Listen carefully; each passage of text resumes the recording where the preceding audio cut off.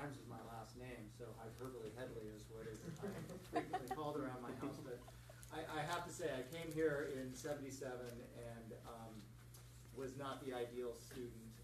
6 years later, I muddled through a politics major and an econ major, and I had fenced competitively for 3 years as much as I gone to classes, and it was just the greatest experience of my life. And I was incredibly fortunate to have these really amazing, supportive teachers. The original Cal faculty was still around, sometimes on the periphery, sometimes like Mary Holmes, still teaching and active and happy to sit down and have a drink with you on a Friday. Alan was not one of those types. Alan was a new type of professor at Santa Cruz who didn't believe in fluff, and it was kind of a shock because this very creative and kind of the cream of the crop of the West Coast 60s intellectuals hanging out here, and then boom, you walk into one of Alan's classes, and I can't remember the name of the first class, but it had a big impact. It destroyed my entire Marxist framework that I had been happily carrying around with increased difficulty, and he demolished it. The other thing that he demolished was verbosity. And I just, all these professors, 5-page paper, 3-page paper, and you spend your entire life writing longer papers than you need. Alan would say 1 page. You may not write, here is this huge, difficult topic. You have exactly 1 page, and you'd always get that 1 page back with 20% of the words marked out. And that might be hyperbole, but he would find every unnecessary word and cut it out. And it was just this shock of like, why say more than you need to make your point? And yet my entire academic existence had been filling in blank pages. It was a revolution to me, and it helped me throughout my career, and like a handful of professors, it just had this huge impact on who I am today. There were only 3 professors that I took 3 classes from.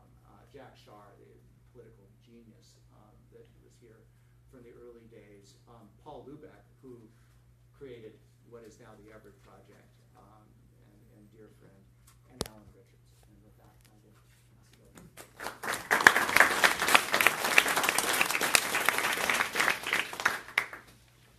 Thank you very much, Mark, for your characteristically hyperbolic remarks. Appreciate it. And thank you all for coming here this evening. Before we can talk sensibly, it seems to me, about where we want to get to, we need to look very clearly at where we are. We live in disturbing times in an increasingly dangerous world. Last November, 62 million Americans elected Donald Trump as president. While campaigning and since his inauguration, Trump has made statements that may fairly be characterized as racist, misogynist, xenophobic, Islamophobic, and homophobic. He has lied flagrantly and repeatedly. He has more conflicts of interest and is less responsive to these conflicts than any other president in modern American history. He craves adulation and has recently discovered that lobbing bombs at foreign targets wins him praise from people whose praise he craves. He is the least qualified and most dangerous president in modern American history. His administration presents another spectacle, a cabinet of billionaires whose conflicts of interest are everywhere, conflicts which they comprehensively ignore. These are overwhelmingly people with no experience in government, who are devoted to destroying the mission of the agencies to which they were appointed to lead. Of the 554 slots that have to be in the administrative branch, that have to be confirmed by the Senate, as of a month ago, 475 of them had no appointee. Even today, there is still no Deputy Secretary of Defense, still no Deputy Secretary of State. His administration is nepotistic. He has ensconced his son-in-law and his daughter in White House offices. He relies on personal relationships in preference to democratic institutions. Next door to the Oval Office, Trump has placed Steve Bannon, a white nationalist, whose proclaimed goal is to destroy the American government. He has appointed an Attorney General, Jeff Sessions, who, while in Alabama, dismissed organizations such as the NAACP and the ACLU as un-American, and suggested that a white civil rights attorney was a race traitor for taking on voting rights cases in Alabama. No wonder the Senate rejected him for appointment to the federal bench in 1986, which was only the second time in 50 years that this had happened. Over on Capitol Hill, another circus is unfolding. For the first time in decades, there are Republican majorities in both houses. Even so, thankfully, they couldn't pass their first major piece of legislation, TrumpCare, the ill-fated attempt to take medical insurance away from 14 million Americans, a number which the Congressional Budget Office estimated would have risen to 26 million over time. They did, however, manage to appoint a right-wing Supreme Court justice and to deny funding to Planned Parenthood. And of course, we are in very, very early days with this Congress. Trump's executive orders have been particularly destructive to environmental policy. He has rolled back emission standards for automobiles. He has proposed to cut the budget of the EPA by over 30%, and he is busy dismantling the Clean Power Plan. In short, the Trump administration has been well characterized as one displaying malevolence tempered by incompetence. It's little wonder that the New York Times correspondent Max Fisher really wrote on Twitter, "Sometimes I think I'm in a computer simulation gone awry." Now, how can we understand this? And what can we do about it? There are dozens, perhaps hundreds, of insightful, useful analyses that are readily available to all of you, and I'm sure you've seen many. I'm simply going to offer a couple of complementary perspectives on this phenomenon of the politics of greed and hatred, offer some diagnostic markers, if you like, and then turn to a set of possible responses. To anticipate what I'm going to say first, I'm going to talk about two different perspectives. One, a perspective in time, looking at the Trump administration through the lens of American history. And second, a lens in space, looking at the Trump administration with a cross-cut across what's happening in the world today. Think of those as two spotlights shining on a stage. And then on this stage, we have parading the politicians of greed and hatred. And when we look at them with this light, what emerges? To me, there are a couple of major things that emerge that help then me to think about what we might do about it. And those two things are, first, I see a set of beliefs, in particular, a belief that all of us are separate. We're different. We're not the same. Sure, we have some differences, but this is different. This is a belief in our fundamental separation. And second, I see a huge amount of fear. Some of this fear, the economic fear, is quite justified. But the other fears are, in my judgment, entirely illusory. Given that perspective, then we can go on to talk about what we might be able to do about it. So the first perspective, the perspective in time, looking through the lens of American history. One way, frankly, to think about the Trump administration is that this is simply a continuation and an intensification of the Republican Party strategy that's been in place for a very long time. Since its inception in the 1850s, the Republican Party has always been the party of capital. They favor corporate interests first, last, and always. They have long pushed deregulation, tax cuts for the rich, shredding the social safety net, and massive increases in government spending. So what else is new? They have long been the party of greed. Since 1968, however, they have also slowly, sometimes stealthily, sometimes openly, become the party of hatred. In 1968, Richard Nixon launched his so-called Southern strategy, in which the GOP decided to win by pandering to the sentiments of racist white people in America, particularly, but by no means only, in the United States South. Please note, pandering to prejudice and fomenting hatred are features, not bugs, of their electoral strategy. I mean, after all, how are you going to persuade people to support the further enrichment of the already overprivileged? Doesn't sound too good. How are you going to convince people to remove regulations that protect them and gut programs that help them out? Well, in part, you do this by stressing and whispering how those programs help those people. In short, you appeal to racism. Long ago, Lyndon Johnson understood this very well. His press secretary, Bill Moyers, reports that once Johnson saw some racist graffiti driving through Tennessee, and he turned to Moyers and he said, "I understand what this is about." Now I'll use my Texas accent. I come from Dallas, so I can get away from that. I can get away with that. See? So Johnson said, "If you can convince the lowest white man he's better than the best black man, the white man won't notice you're picking his pocket. Hell, give him somebody to look down on, and he'll empty his pockets for you." So it was half a century ago, and so it remains today. So that's the first perspective through the lens of American history. We have the old, thoroughly unpleasant GOP. That stands for greed, opportunism, prejudice. Write it down. From this perspective, what we've got is what we've had for a long time, only more of the same. We have the bad old days on steroids. The second perspective, the perspective in space, looks around the world today and looks around at what's happening. And so, if viewed in this way, we can think of the phenomenon of the Donald Trump administration as an example of this global phenomenon of authoritarian neo-nationalist populism. We see this in many countries.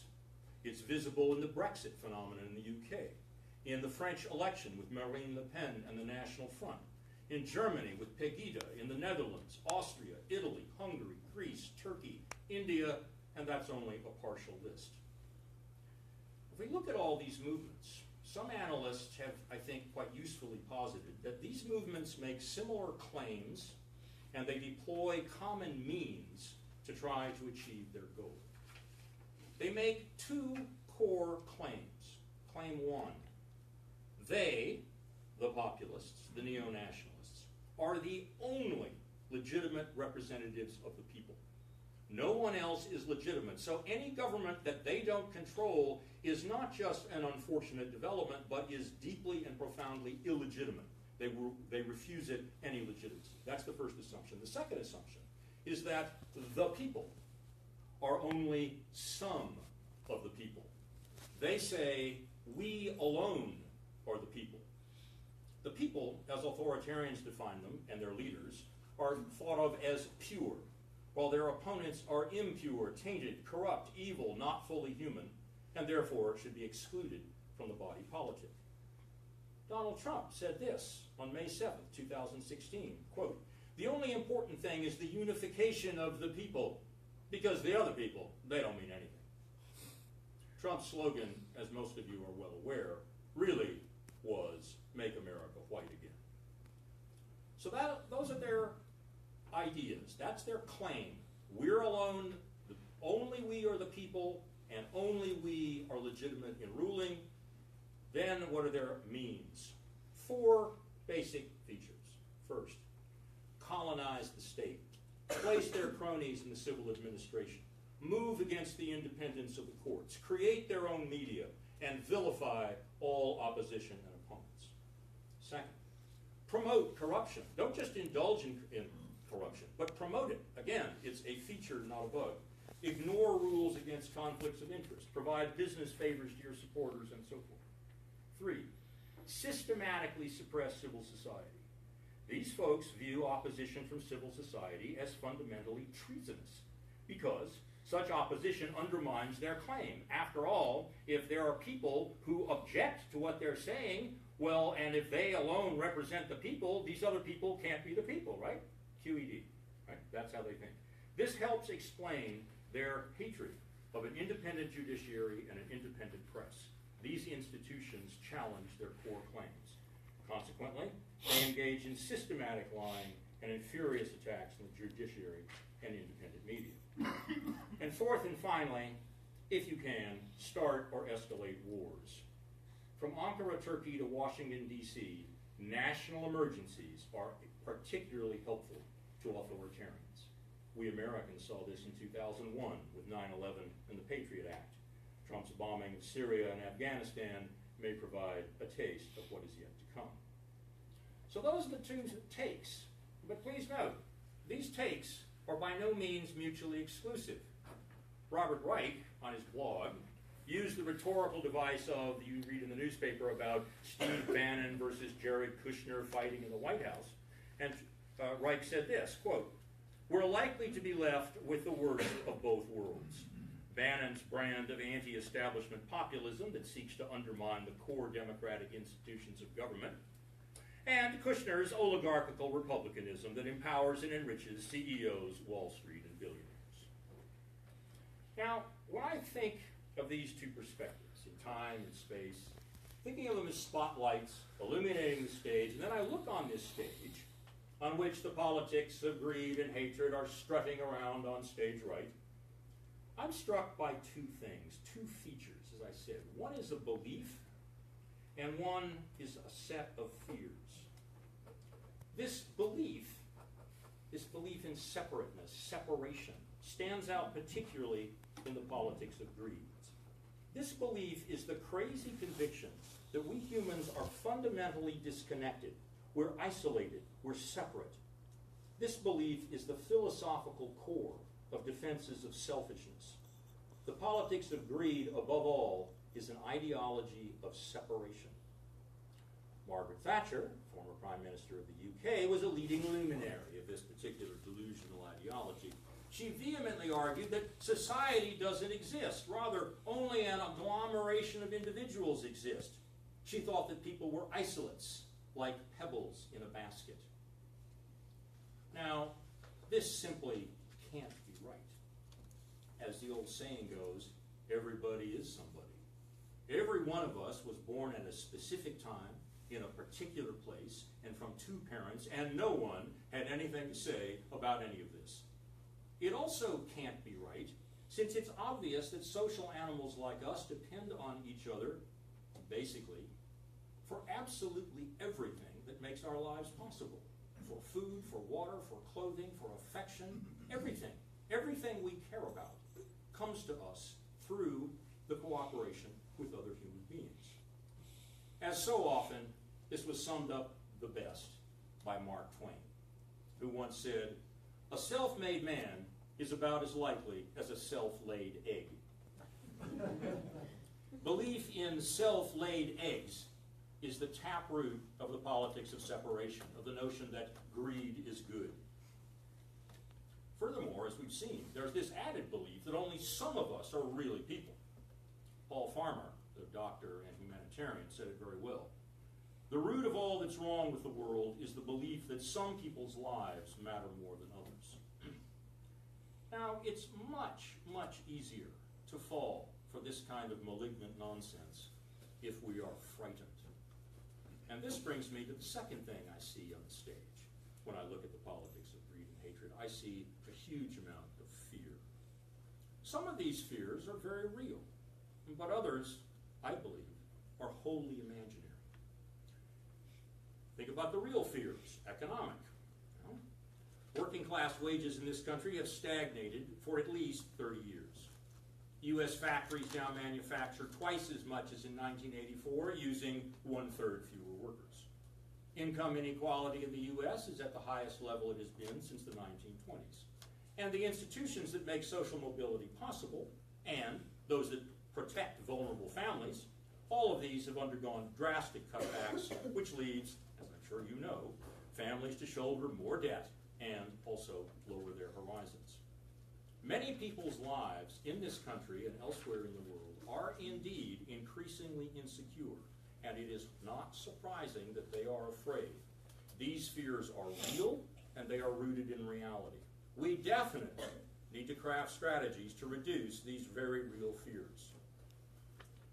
But then there are the other fears, the imaginary fears, what we might call old venom in new bottles. And this is the legacy of the long history in this country of racism and the long history of the fear of immigrants. In thinking about U.S. race relations, it is very important to realize how long the poison of racism has infected our society, and to understand that human beings being what they are, it will take a long time and a great deal of very hard work to overcome this. What am I talking about? The first Africans arrived as slaves in what is now Virginia in 1620. Slavery as an institution was only abolished in 1865. That's 245 years. If you think of a generation as about 25 years, that means we had nearly 10 generations of slavery. And of course, we weren't finished. We weren't done with racism in 1865. Then we had a period from 1870 to 1970, another 100 years of Jim Crow and open segregation. It's very sobering, particularly for a white person, to realize that from 1880 to 1950, historians think that, roughly speaking, on average, one African American was murdered every week, on average. That's another 4 generations, so it's 14 generations before we finally even started trying to create racial equality and some kind of fairness. I would date it from the passage of the Voting Rights Act in 1970, which actually did try finally to empower and enfranchise African Americans. And by the way, Jeff Sessions, the current Attorney General, is busy at work trying to eviscerate that legislation. The second fear that's easy for demagogues to draw on is the fear of immigrants.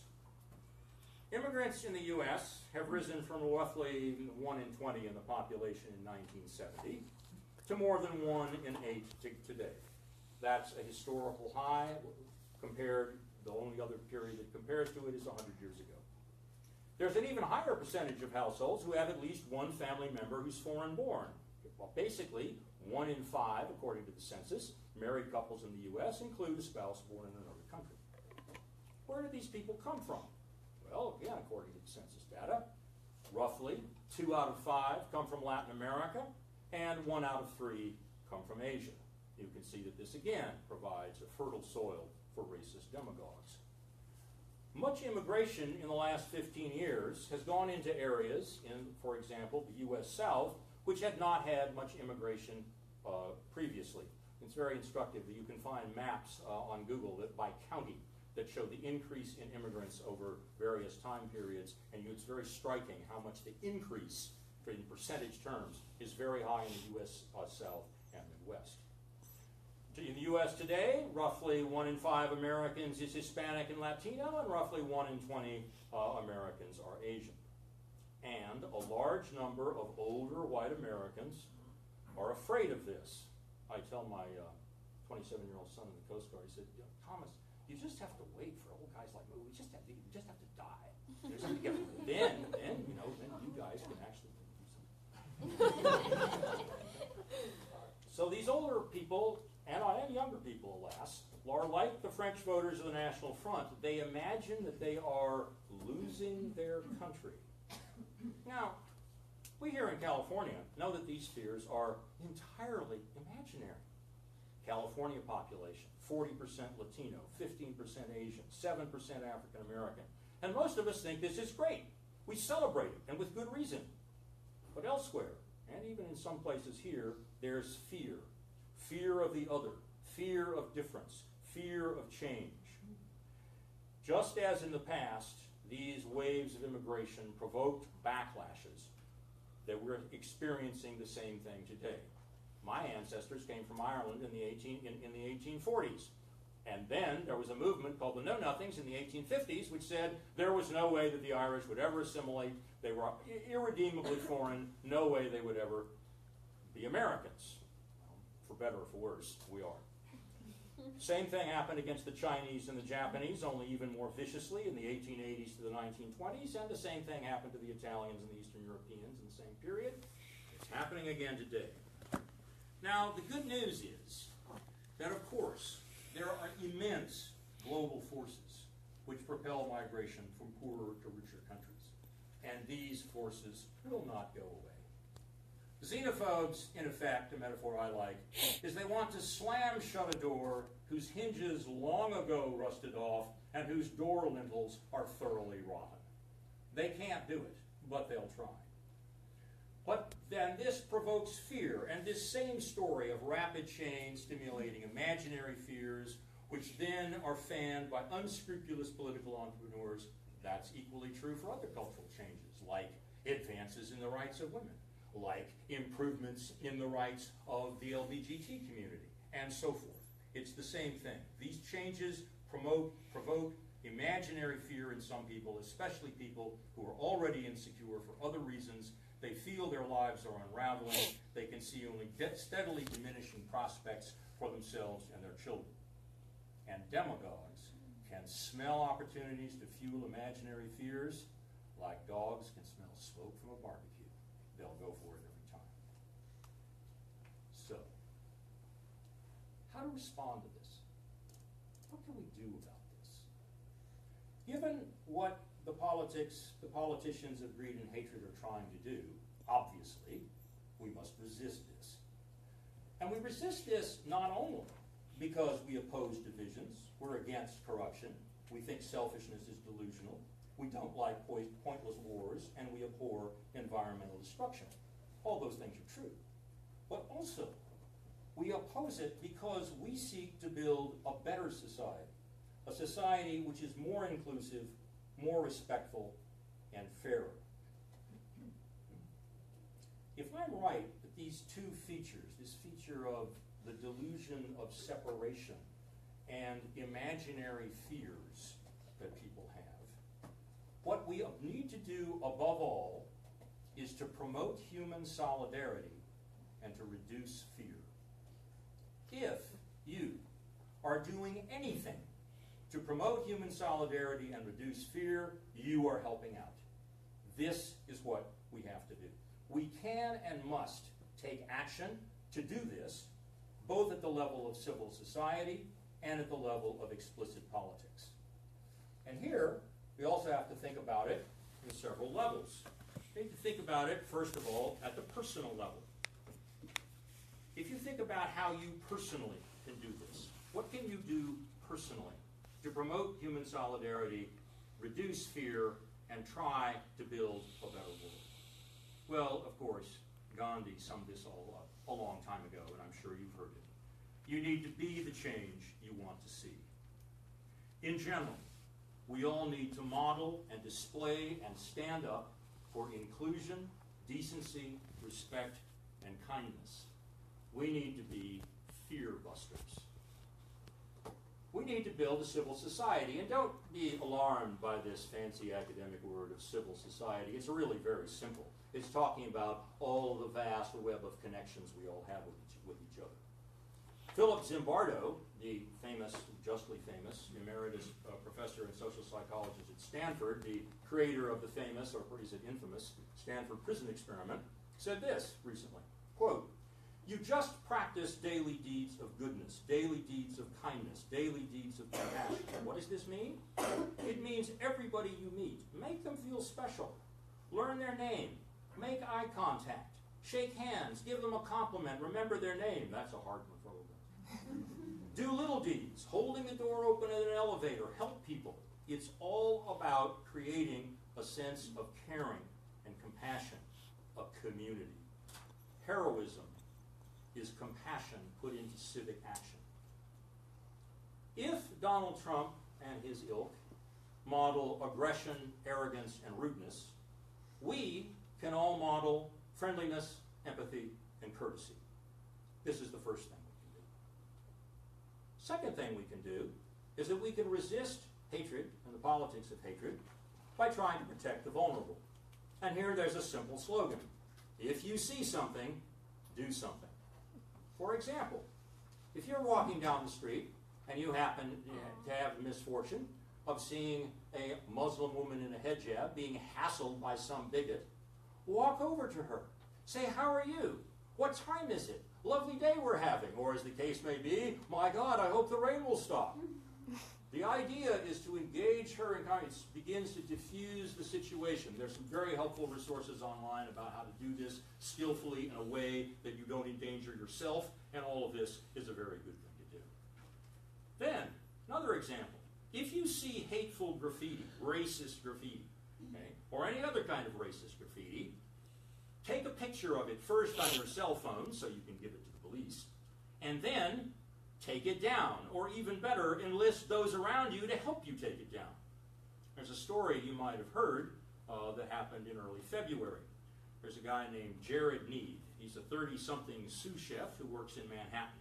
He was coming home from his job, and he got on the subway car, and the car was covered with anti-Semitic graffiti.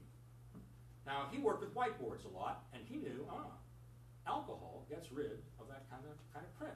So he asked the woman, sitting down, he said, "Excuse me, ma'am, do you have some Purell, do you have some hand sanitizer and some Kleenex?" She produced it, and he started scrubbing it out. And as soon as he did this, all kinds of other people all over the car started doing exactly the same thing. And in no time, there was no more graffiti. The printed copy of this thing has the reference to the YouTube video. You can see this. So that's the second thing we can do. If we see something, do something. The third thing we can do is to educate ourselves. We must, you knew a professor would say this, right? Study history. You've got to do it. There's no substitute for it. Okay? What history? Well, the history that helps us better understand our current experience, such as authoritarianism. Study what's going on in Europe. Find out about Modi's India. Study what just happened with Erdogan in Turkey. And, of course, don't neglect Putin's Russia. Study the history of fascism, the similarities and also the differences from a previous period of authoritarian, neo-nationalist, racist populism. Study imperialism in all its forms. I mean, where do these wars come from? How does this happen? James Madison recognized over 200 years ago that there was little as destructive to constitutional government as war. So we need to study this. And as I've mentioned, study U.S. relations, race relations, especially, as Jamel Bowie on Slate.com suggests, study the history of what happened when Reconstruction in 1876 was destroyed and the way that then the whole Jim Crow complex was built up. There are people in powerful places who would like to do a modern version of this. So let's know what it was so we can prevent it from happening again. U.S. immigration history. Study this. Study the history of the waves, of the backlashes. Study the history of U.S.-Mexican relations. And here, and for everything, always dig a little deeper. Never be satisfied with what you know now. For example, take the U.S.-Mexican border. Big, long thing. 1,800 miles or something like that. Often, immigration opponents portray this as some kind of semi-sacred artifact, right, to which we must kowtow. You want to ask yourself now, where did that line come from? What's it doing there? And for example, how is it that the man whose picture is on the $50 bill, the 18th President of the United States, the general who destroyed the Confederacy in the Civil War, Ulysses S. Grant, why is it that Ulysses S. Grant, who served in that war, described the war, the American invasion of Mexico in 1846 as, quote, a wicked war? Go find out. Find out. Now, one thing that's very important to remember. You are engaged, we are all engaged in a very long-run struggle. Okay? This is not going to be easy, and it's not going to end overnight. Practicing inclusiveness and empathy, struggling against the politics of greed and hatred, promoting solidarity and reducing fears, these efforts are never over. I used to tell my students in environmental studies when I would teach the ecological economics, remember, always, politics is never over, ever. It keeps on going. Racism, xenophobia, and corruption are not new. Greed, hatred, and ignorance are not going away. Politics is never over. 2,000 years ago, there was a Roman philosopher who was also a politician. His name was Seneca. And he said this, what we need is a long breath struggle against recurring evils so that they don't simply overwhelm us. Well, that was true 2,000 years ago. Guess what? It's still true today. And to do this, you must pace yourself. Think ultra-marathon, not 100-yard dash. burnout is very easy. So take care of yourself. Take care of your body. Take care of your mind. Eat, sleep, exercise. Do things to calm yourself, whatever those may be for you. For some people it might be yoga or meditation, dancing, playing music, going on nature walks, or just sitting quietly in a room. I don't care. Do things that cultivate a sense of, at your core, of a kind of feeling of calm, because you will need this for this long ultramarathon of trying to build a society of greater human solidarity and trying to diminish fear. Okay, so individual actions, important as they are, aren't enough. Instead, we all need to participate in whatever way seems appropriate, given your needs, your time, your energy, your situation, in community activities. Here, I just give the simple suggestion that I've heard 1,000 times, and I'll just repeat it. Pick an area, any area. Educate yourself about it, and then volunteer to help out. Maybe that area is the environment. Maybe that area is women's rights. Maybe it's race relations. I don't care what it is. Pick it, study it, and then volunteer to help out. Civil society needs you. It needs all of us. And although vital, strengthening civil society is not enough. We must act explicitly politically. Where to start? The obvious. Vote. 1 in 2 millennials didn't vote in 2016. Now, don't worry. They are no worse than the rest of the population. I'm certainly not beating up on my son's generation. But it is something you can do, is vote and urge everyone you know to do the same. Participate in groups like Indivisible. This is a great idea, developed by congressional staffers. This is a very good thing. Work on this. Join up. Get to work. And as Michael Moore advocates, call Congress. Just hassle them. Oh, hello, here you again, right? Call them up. And call them even if they are liberal Democrats, because they respond to this. It's all about, if you have a blue congressman, it's about stiffening their spine. And if it's about a red congressman, well, it's about hassling them. Okay? Show up for demonstrations. Support independent journalism, which means if you can afford it, pay for it. Contribute time and money to campaigns. And one thing that we should probably be particularly aware of here in California, here in Santa Cruz, in the weeks and months ahead, is we need to pay a lot of attention to the sanctuary movement. There are very strong senses that the Trump administration and Sessions, the Attorney General, are going to push very hard to deport a large number of people. The governor of the state, the legislature of the state, and the county government are all against this. We need to help them out in trying to prevent this. So, get involved. As Smokey the Bear would say, the life you save may be your own. 2 final considerations on political action that I want to stress. The first is the importance of coalitions. We have to, a successful movement to build solidarity, reduce fear, and foster empathy and respect for different people requires, surprise, respect for differences. Remembering this, it's vital always to remember that any form of political purity is poisonous. We simply cannot prevail if we only act with those who agree with us about everything. There are not enough of us. We must form coalitions, and by definition, a coalition means joining with people that, about some things you don't agree with. But this is what we have to do. We have to do this. The goal is to unite the many and defeat the few. And therefore, we have to engage in this.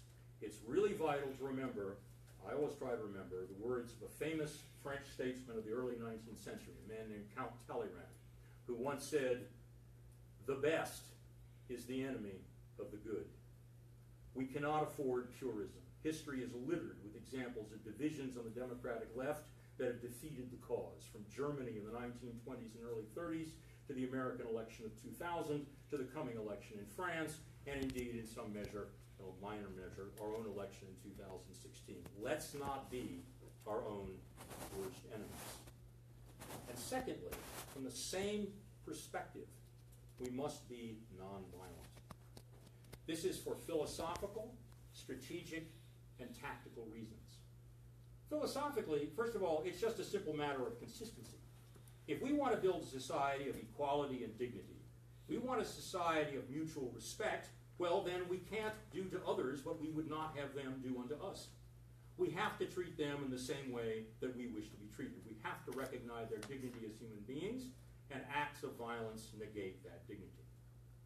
From a strategic perspective, we need to remember that the goal is, again, unite the many, defeat the few.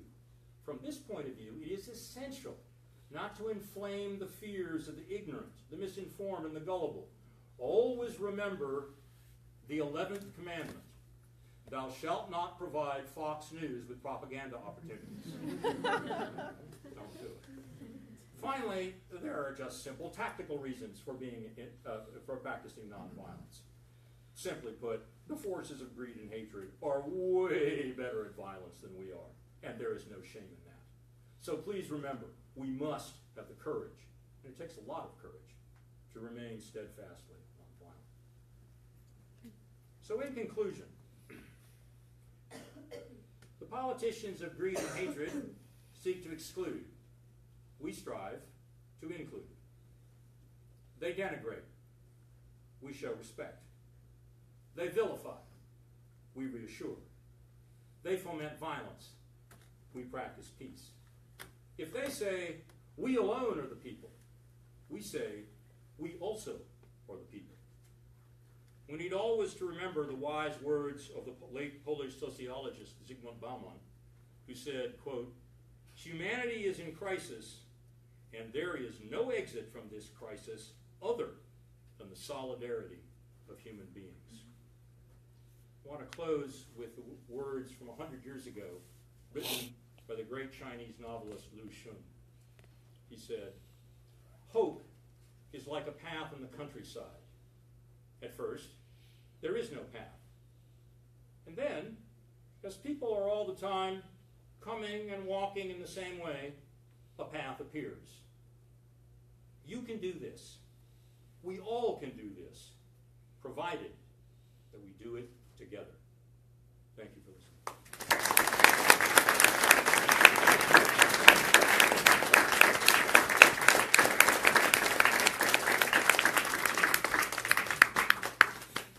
A graphic. That's available in the text version.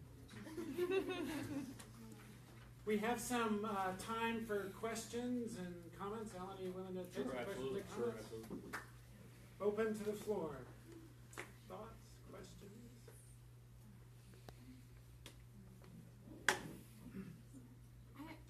Mark. What most surprises you from where we are today versus where you might have thought we would have been when you graduated from university? Great question. Let me count the ways. My experience has been that life, not just political life, but life in general, is mostly driving a Ferrari ferociously down the freeway with my eyes glued to the rearview mirror. It's a dangerous process. And I never see the turns, and I never see what's coming, and I never know what's going to happen next. I think there have been a lot of things that have been very, very surprising. In fact, there's a famous essay by Howard Zinn called The Optimism of Uncertainty that says that actually this is very good. And it's true. When you were a student, no one, I knew no one who thought the Soviet Union would just go poof. Not that there would be a big war, but that their elite would just say, yeah, we're done. We're not doing this anymore. Yeah, we want to get in on the looting, so hey, okay, we'll do it. No one would have anticipated this. No one. No one would have, some things were not so surprising. 9/11 was not so surprising to me. I'd worked in the Middle East and knew people in the American government who were very aware of what was going on in Mr. bin Laden's mind, and so that wasn't such a surprise. The election of 2000 was a surprise that the Supreme Court would be that craven. I should have known better, but yeah, there they are. So there are many things that look different and that don't look the way I thought they might. I think finally, I and a lot of academics and the Democratic left, I think we systematically underestimated how powerful and skillful the right wing was and still is. Don't make this mistake. These people are serious, they have extraordinary resources, and they're dead serious about promoting the politics of greed and hatred. That's what they're all about. So we have to get busy. Partial answer, and not really an answer to Mark's question. Yes. Follow-up question to your comment, Mark. As we know, there is something being organized and orchestrated between China, North Korea, and the United States. And from one point of view, it looks like they're all doing something to cover their joint solution. And from another point of view, they're all doing something very dangerous. Well, diabolical and dangerous, either way. So apply what you said. If we were to apply what you offer tonight to this level of situation, what kinds of things are available to us?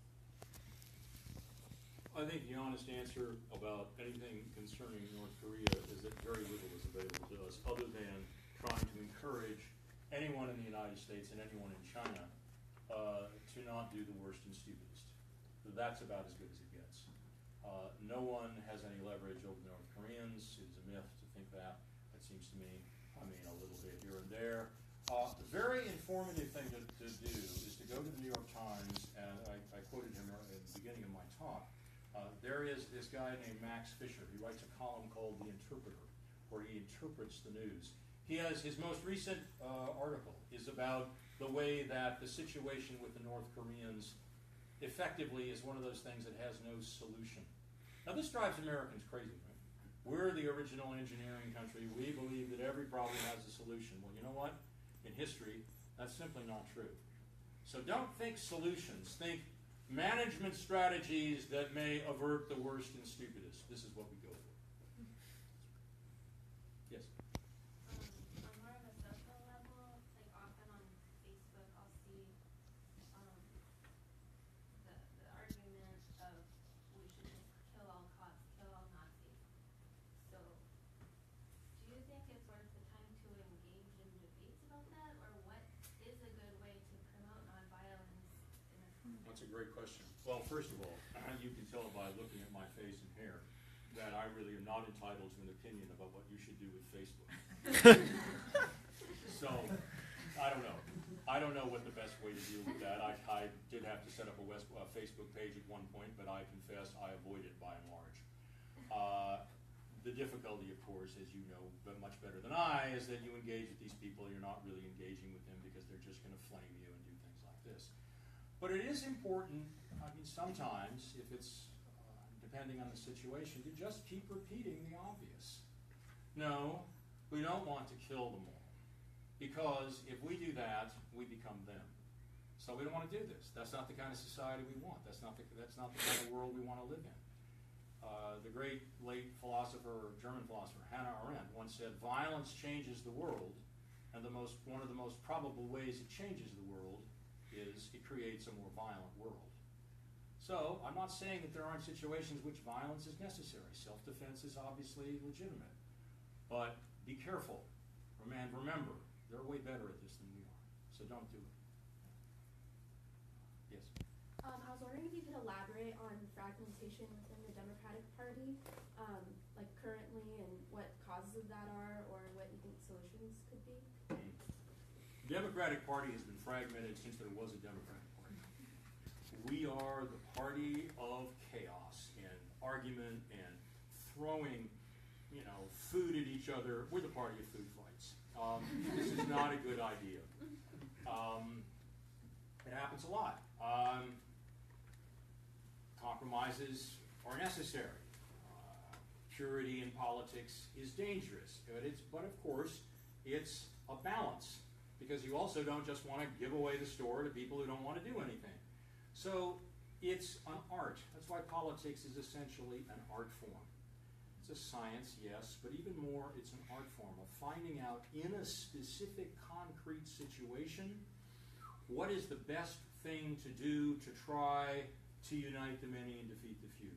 To have a clear sense of what the most important goals are. We're not going to get all of them. We never have. We just keep at it. We don't give up. Right? Don't give up. Right? We keep at it. We keep at it. We don't stop. And we keep thinking about it. You do it, you act, you think, you reflect, you talk to your friends, and you go again. So it's a constant iterative practice.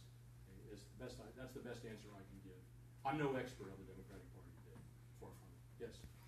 I'm wondering if you could say something about like the role of the educator right now, whether it's a faculty member, staff, or lecturer, especially like, I don't know what it's like right now as a student. I'm not a student anymore, but we would go whole quarters and talk about like post-colonialism and things like Charlie Hebdo would happen with no conversation about how this course material actually reflects on like our current moment. And so I'm wondering like, what role do educators play in this context where it can't be status quo? You know, there has to be some kind of shift in pedagogy, shift in how you treat content. So, Well, Mark's introduction gave you a sense of what I would say. When I taught, I tried to make it relevant. The last, I think, 4 to 5 years I taught, Karen Hole persuaded me that I should teach a class called Blood and Oil, Energy, Violence, and the Middle East. And so I did. This was not a class where we talked about recondite theories.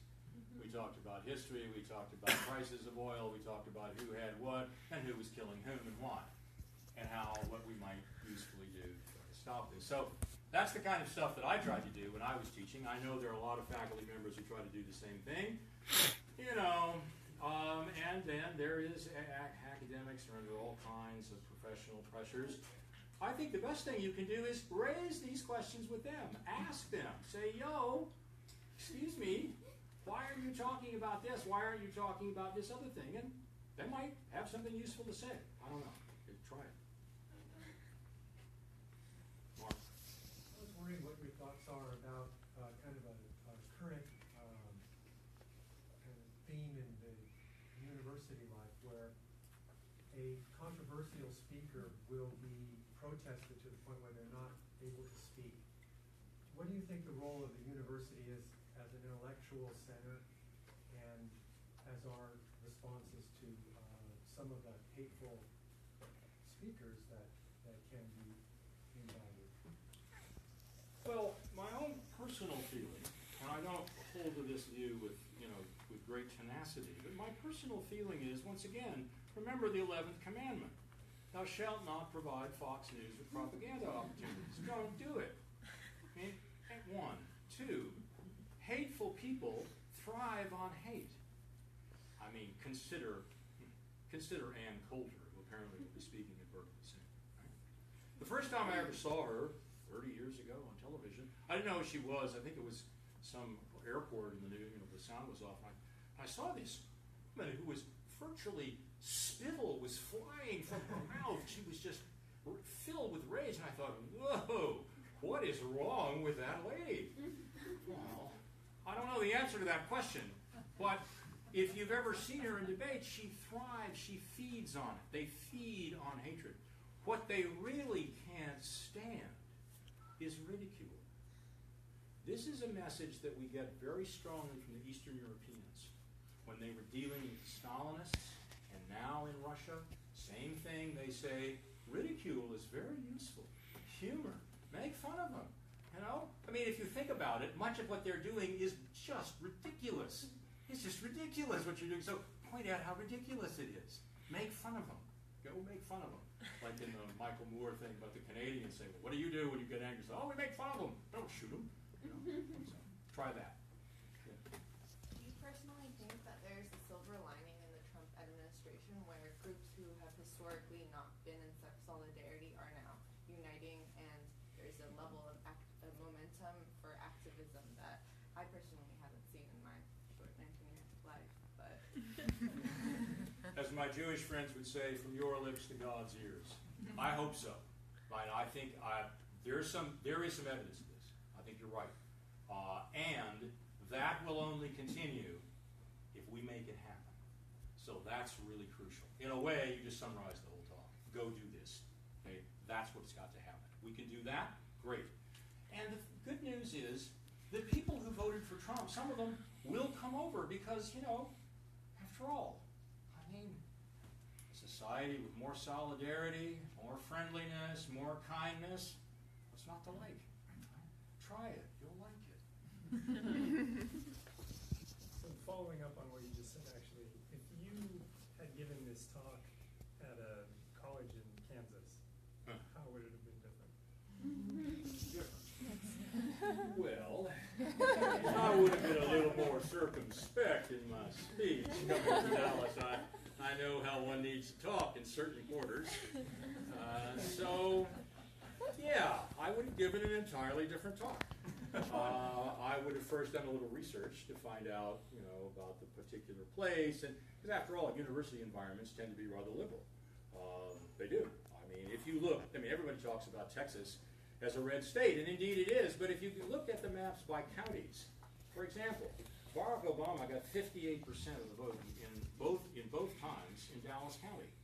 To me, having grown up there, and I left on the run at the age of 18, absolutely unimaginable. Things change, things improve, right? And the cities, the urban, so, I don't know. But I think what I would do is start a little more stressing, than start and not so much with all the bad things they're doing. Start with focusing on the need for human solidarity, for kindness. There's a website that a friend of mine told me about. It's called redletterchristians.org. These are basically liberal evangelical Christians. They're all young, and they're talking, all the programs that they advocate are exactly the same things I want. I have a friend that I work out with who's like this. He's a firefighter. And, he was just appalled by the election of Trump. He thought it was terrible. He said, how can people who think they're Christians go out and support someone who says these things about women, does these things to African-American people, talks about Mexicans like this? I mean, this is just outrageous. And furthermore, the guy's got his hand in the till. How is this okay? Right? So there are a lot of people who think like that. They don't think like us about all kinds of other things, at least speaking for myself. They don't think like us about many other issues. Never mind. Unite the many, defeat the few. Yes? Personally, I'm feeling and thinking that I haven't felt this way since the 60s in terms of what's going on in this country and in our government. And what concerns me the most is that personally, I no longer think we have a democracy. I think we have a democratic oligarchy. And so my question is, assuming that I'm correct, that most of the Congress is in the wallet of the people who are the oligarchs who are truly running the government, how much power does the president really have these days to implement his will, for example? First of all, I never forget that the President of the United States can exterminate all life on the planet. All he has to do is make a few phone calls, and we're toast. So, yes, I agree with you. There are strong limits on the president, okay? But the president is a huge player in the political arena. First. Second, your view that what we have is a democratic oligarchy. There's much truth to that. But that's the situation we've got. So if we want to change it, then we've got to work with this to try to figure out how we could improve it, how we could make it better. I just started a book on Mussolini's Italy by a British historian named Bosworth. And he talks about in the introduction, he says, all elites are rapacious. Some elites are more rapacious than others. And that's the kind of difference, that's the kind of thing we have to look at. We have to make, yes, recognize the bigger picture, but also make finer distinctions, because that's where we can get some traction in terms of trying to stop, to damp down the greed, protect the vulnerable, have less hatred, all that sort of thing. One more question and then we'll... Yeah, well, I'm wondering if you strategies. For many here, it might be more like on social media, but for you, just in engaging with people, when, you know, part of what I think many of us get caught up in is in the fear of, oh my gosh, this dreadful administration and all the things they're trying to do. So we get kind of sucked up in our own sense of fear. And how do we